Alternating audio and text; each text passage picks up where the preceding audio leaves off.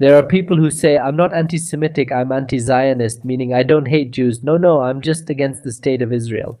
Being anti-Zionist is being anti-Semitic. It's the same thing. But they say things like, no, look, happy Hanukkah. And in all these anti-Semitic groups, they write things like, no, look, to the Jews, happy Hanukkah.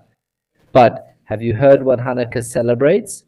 Before talking about what Hanukkah celebrates, I want us to read this quote. It's a phrase. And I want us to guess together who said this phrase. And it says the following: we have not occupied any land that is not ours, nor have we stolen what belongs to others. What we did was to recover the places that our ancestors had left us, because for a time they were under the power of our enemies. The only thing we did was take advantage of the favorable moment to recover them. This was said by a Jew. Which Jew said this? Let's look at some of the possible options. A. David Ben-Gurion. B. Benjamin Netanyahu. C. Golda Meir. In the comments, I want you to tell me your answer, and Kaosfera will get the answer. I also saw it earlier, and it was Simon the Maccabee, Simon the Maccabee, Simon the Maccabee in Hebrew. I don't have his photo, but I brought one of the coins from the kingdom Jasmoneo, which was a Jewish kingdom that managed to defeat the Greek occupation. The Seleucids were here. And this is the phrase, and this is in the book of 1 Maccabees chapter 15. Read it yourselves, Simon the Maccabee replied. There he is speaking to the emissary of Antiochus, just to remind you. The context is that the Greeks at the time, since the time of Alexander the Great, conquered this land, that they fought against the Persians. And during that period, since 333 before Christ, this land was ruled by the Greeks, which later gets divided.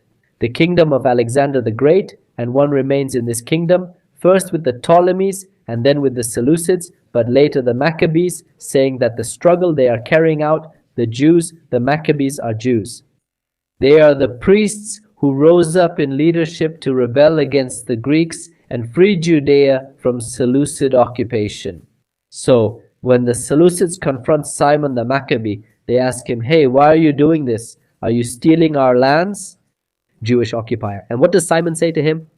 Excuse me, you who came from Greece, you come, Alexander the Great, who came, you don't even know about Macedonia, you come to call us Jews occupiers.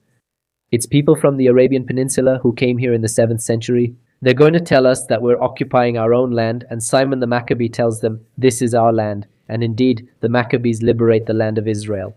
I'll just give you this as a fun fact. This is a coin that was found. Many like this have been discovered from the time of the Maccabees, and this is one of them. And this is a modern coin from the state of Israel. This is a 10 agorot coin. It's of very little value. But just so you can see that Israel, we came back, we were reborn from the ashes. Am Israel, Chai.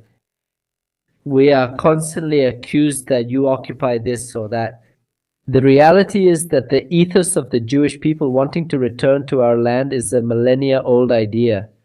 In the Tanakh, the highest Jewish aspiration after the exile and even during the exodus from Egypt is to reach the land of Israel. Then the exile, as the prophets say, they will be gathered from the exiles and will return again to their land, and it is the inheritance that God gave them. So it's not something new then when these anti-Semitic and anti-Zionist groups, which is the same as anti-Semitic Judeophobes who hate Jews. And for example, what's it called? There's a university group that's a university group about Jews against the occupation in Palestine. That's what they call themselves and put in their announcements. Happy Hanukkah, we wish you, and we are against Israel. How are you going to wish Happy Hanukkah to the Jews if Hanukkah talks about? That's the point of Hanukkah. We Jews have independence in Israel. What we celebrate on Hanukkah is that the Maccabees liberated the land of Israel and achieved national independence. That is, strictly speaking, what we celebrate on Hanukkah. In fact, anyone who takes a Jewish prayer book, a siddur, and reads what prayer we Jews say during the festival of Hanukkah, it's the one about the miracles that were done for us and about the wars where we were few against many, because we Jews were very few, against the whole empire. Seleucid, which today is very similar. All these 7 fronts, little Israel, against public opinion, against all these huge countries throughout the Middle East, trying to wipe out Israel. Hashem gives us the strength, we defeat them. I want to show you an interesting fact, and that is that during the Second World War, the Nazis, this is from one of the German media outlets, June 14, 1944, right in the middle of the Second World War. They accused the Allies, that is the United States and Great Britain. They called them terrorists. So what the Nazi newspapers did was spread anti-Western propaganda. They would say, look, they're attacking the German population, they're terrorists. They said the Americans and the British who are trying to fight against Germany, the Nazis, are terrorists. Roosevelt and all these air gangs, that's what they called the British Air Force. They called them air gangs, basically calling them terrorists. And is it the same narrative today? They say, look, the Jews are the bad ones and everything they do, but our war is just. It's exactly the same. Modern Nazis came to try to wipe us out. They couldn't, and now they're whining. When Israel, we are defending ourselves, rescuing our hostages. There is still one hostage left. May Hashem return his body. He is not alive, but may Hashem bring him back soon. And until that happens, I think there should be no rest. And even until Hamas surrenders its weapons, there should be no rest. I want to show you another very interesting fact, and this is a Hanukkiah in broad terms. On Hanukkah, we light candles remembering the miracle that Hashem did for us, that the Jewish people managed to win the war and thus recover our land. And each night, for 8 nights, we light a candle and do it. In something called a Hanukkiah, which is a candelabrum, I'll show you one of my Hanukkiah. This is one of my Hanukkiah, which shows the Maccabees lighting with oil. Very interesting, it's very beautiful. This one is my father's heirloom and so on. But what about Sderot, which is a city in the south of Israel, and apparently the most bombed city in the world? Did you know that the top city, one of the most bombed cities on the planet, is in Israel, and it's called Sderot? Sderot is one of the cities where, for decades, this terrorist organization Hamas has fired against Israeli civilians. And in fact, it was so much that it was to protect Sderot that Israel developed the Iron Dome system. That's why it was developed for Sderot, because Sderot is one of the central places for it. They made a Hanukkiah, that is a Hanukkah menorah like this one, to light the Hanukkah candles, but made with the bodies. With the tubes from the missiles that were fired by Hamas, these are called the Qassam. That's what this type of missile is called. And you know what they're made of. These missiles, they're made from humanitarian aid. When pipes are sent to transport water, what are they called? Aqueduct pipes. Do you know what they do? The Gazans cut the pipes that come to them as humanitarian aid, and instead of installing them to have an aqueduct and potable water, this prevents flooding when it rains, instead of needing an aqueduct to keep their houses dry. What they do is cut them to make these missiles, called Kazan, which is one of the homemade missiles. Proportion. This is worth a few $100s. By making it with all the chemical materials inside so it can have propulsion and all the dynamite heads it has to cause a lot of damage. But what an Iron Dome missile costs is a few dozen $1,000s. That's just an example from Israel. We are willing to invest in saving our population, while what they do is, when they have money that the world gives them, anyone from Spain, raise your hand in the comments. Your taxes, and also in the United States, go into the pockets of Hamas, so that humanitarian aid reaches them and they can avoid giving that humanitarian aid to their own people. No, but rather to cut off humanitarian aid and use it to create missiles to try to harm the Jews. And we create and build, while our enemies destroy and self-destruct. Because just imagine, they receive trucks full of humanitarian aid. And instead of doing something with it, with the billions of dollars that Turkey, Qatar, Iran, and Europe have given them, this gas is full of European flags. Germany donated this hospital, Australia donated this sports center, and underneath this hospital and this sports center and this mosque and all of this, there are tunnels and arch-terrorist bases from which they launch attacks. So, what they do when they receive this humanitarian aid is self-destruct. Because just imagine, with humanitarian aid, creating terror to target the civilian population and trying to indiscriminately wipe out civilians. And the thing is, compare the two populations. They turn humanitarian aid into missiles to try to take people's lives. We invest in technology, years, development is expensive, and the whole system and the batteries themselves and the maintenance, we invest all that to make interception missiles. Which country is the bad one here? Which one is the evil one? The one that's destroying humanitarian aid for its own population to launch missiles against another population? That's a violation of 2 war crimes, or the population that makes missiles to defend itself, to intercept. Isn't it clear who's on the right side of history? I see some people in the audience who are in Spain. So yes, some of your money, your president Pedro Sanchez, who we hadn't mentioned yet in the live. Obviously, Pedro Sanchez sent money and now it's being investigated.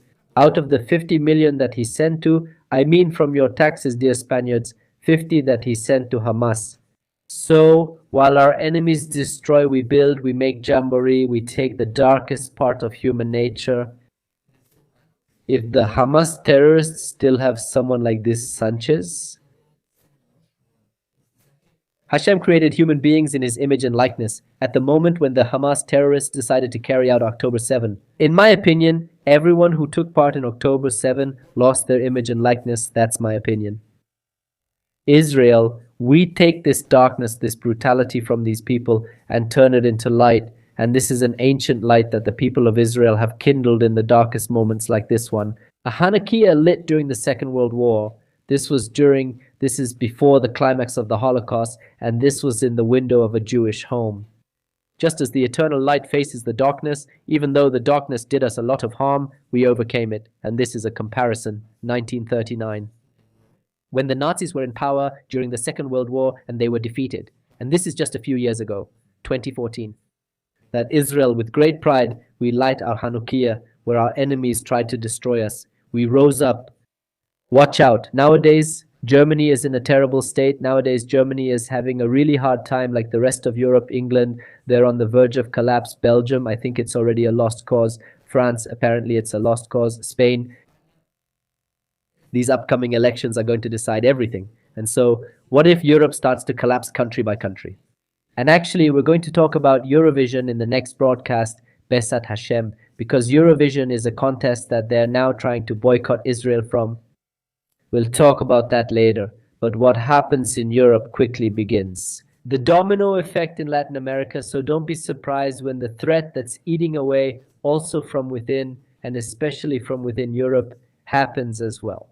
Don't be surprised when you start hearing in your neighborhoods on the loudspeakers a language you don't know, and you start seeing people on the street who are not from your culture, and you start to see how the streets deteriorate and get dirtier and crime goes up and the government starts to justify it if the governments that align with them are really left-wing. Not all of the left is in favor of that, but a part of the left tries to justify it under the banner of multiculturalism. So, isn't it very far from you? That's why I tell you that Israel is the great example of how light can overcome darkness. Light ultimately defeats darkness. That's why I recommend being on Israel's side. Yes, in any case, I want to show you the last one before wrapping up this broadcast. This Rashi, which says the following, the first Rashi of the Torah, why does the Torah begin with Bereshit, with Genesis? Because if the Torah is a book of mitzvot, of commandments and laws, the Torah is the law. Why doesn't the Torah start by talking about laws and instead begins by talking about the creation of the world? So Rabbi Yitzhak explains why. And he brings in a verse from Psalms that says, with power, with strength, Korch ma'asav higid le'amo, that with strength the land is taken, that it is an inheritance for Israel from the nations. And he says, why does Rashi say this here? He says it in the name of Rabbi Yitzhak. We are talking about a very ancient tradition, a millennium old. If the nations of the world were to say to Israel, you Israel are thieves, you are imperialists, occupiers, colonizers, because you conquered the land of 7 nations, yes, because you occupy Palestine and you practice apartheid, and all those stories, they will answer them. All the land, forgive me, belongs to Hashem. That is the answer that Israel gave. All the land belongs to Hashem. He created it and gave it to whoever seemed right in his eyes. By his will, he gave it to them, and by them to our enemies or to the other nations. He gave it to them temporarily, and by his will took it back and gave it to us. That's why the Torah starts with Bereshit, to tell us this, that Hashem created the world, Hashem decides to whom he gives this land, and Hashem gave it as an inheritance to the people of Israel.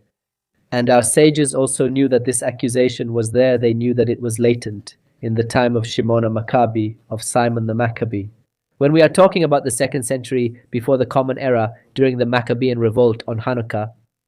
So, of course, it's still latent to this day because, this evil mutates. It doesn't end, but it has modern mutations. But the light is eternal, the light of Hashem. And to close, I want to invite you to take part in my community, Israel High, which is a community where you can be in contact with me. where there are classes. In fact, tonight we have a class with the Israel High Community about Hanukkah. So you are all very much invited through the link I leave in the description so you can be part of the community. I send you a big greeting. May you kiss Hashem in joy, a strong greeting from Israel.